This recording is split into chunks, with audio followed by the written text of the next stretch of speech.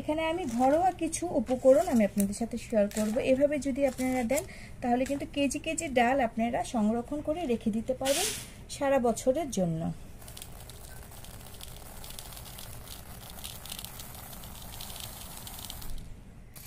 আসসালামু আলাইকুম, কেমন আছেন সবাই? আশা করি যে যেখান থেকে আমাদের এই ভিডিওটি দেখছেন সবাই ভালো আছেন, সুস্থ আছেন।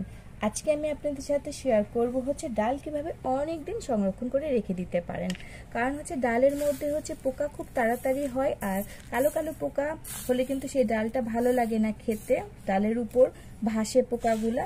তাই আজকে আমি আপনাদের সাথে শেয়ার করব যে আমি কিভাবে ডাল অনেক এনে একবারে সারা বছরের জন্য সংরক্ষণ করে রেখে দেই, সেটার মধ্যে পোকা না হয়। আর পোকাওয়ালা ডাল আমরা কেউই পছন্দ করি না, পোকা জিনিসটাই কিন্তু আমরা আসলেই কেউই পছন্দ করি না। তাই আমি সহজভাবে আপনাদের সাথে শেয়ার করব যে আমি কিভাবে রাখি। এখানে আমি তেমন কিছুই দেই নাই, এগুলো কিন্তু মূলত আপনাদের ঘরে সবারই কম বেশি থাকে সব সময়।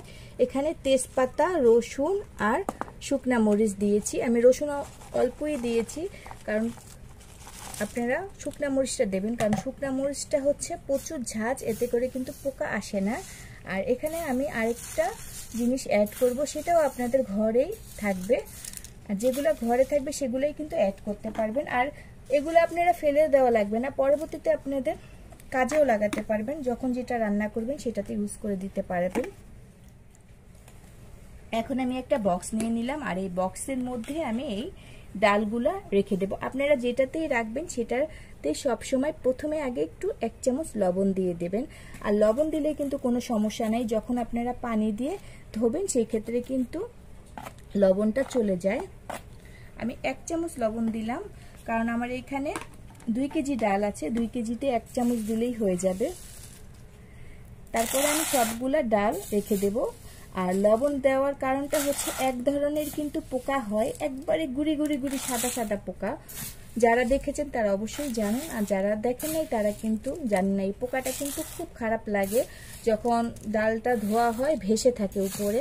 আর এই লবণটা যদি আপনারা অ্যাড করেন তাহলে ওই গুড়ি গুড়ি পোকাটা হয় না। এখন আমি সবগুলা ডাল এই বক্সের মধ্যে রেখে দেব। আর এটা আপনারা ডাল চাল যেখানেই রাখেন সেখানেই রাখলেই হবে, কোনো নির্দিষ্ট জায়গায় রাখতে হবে না।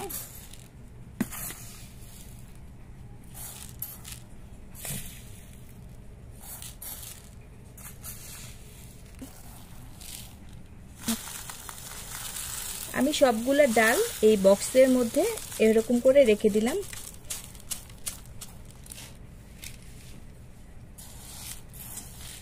আর যখন আপনারা ইউজ করবেন এই যে এরকম করে নিলেই হবে, এগুলো সাইড দিয়ে কিন্তু পড়ে যায়।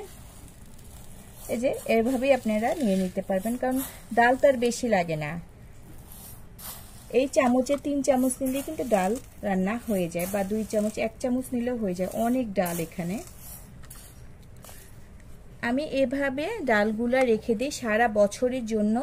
এই ডালের মধ্যে কিন্তু কোনো রকম পোকা হয় না, আপনারা চাইলেও কিন্তু এভাবে রেখে দিতে পারেন। আমি কিন্তু বলছি না যে আপনাদের রাখতে হবে, আমি আমারটাই আপনাদের সাথে শেয়ার করলাম। যদি আপনাদের উপকারে আসে তাহলে অবশ্যই আপনারা এভাবে রেখে দিতে পারেন সারা বছরের জন্য। এতে করে ডালটা যখন রান্না করবেন দেখতেও ভালো লাগবে, খেতেও সুস্বাদু হবে। আর পোকার মধ্যে যেহেতু অনেক জীবাণু আছে, সেই জীবাণুগুলো থাকবে না।